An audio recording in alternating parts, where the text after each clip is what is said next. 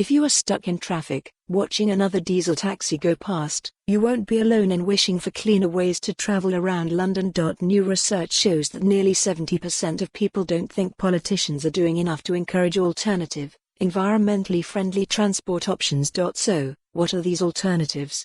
Right now, candidates from all parties are out knocking on doors with grand plans to make the UK a greener place.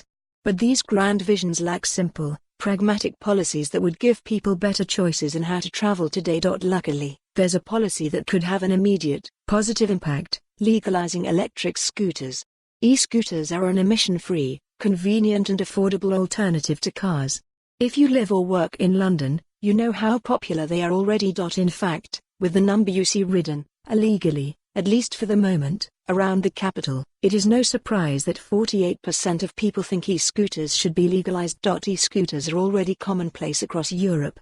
In Paris, they now account for around 1% of all city journeys. To take our own brand as an example, Lime users alone have ridden a distance equivalent to 50 times around the Earth and replaced over 1 million vehicle journeys. If usage were similar in London, the potential reduction in CO2 would be too significant for policymakers to pass up.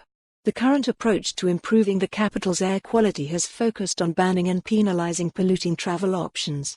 And that works up to a point. London's Ultra-Low Emission Zone, Ulez, is already having a positive impact, cutting levels of nitrogen dioxide by 30% since April.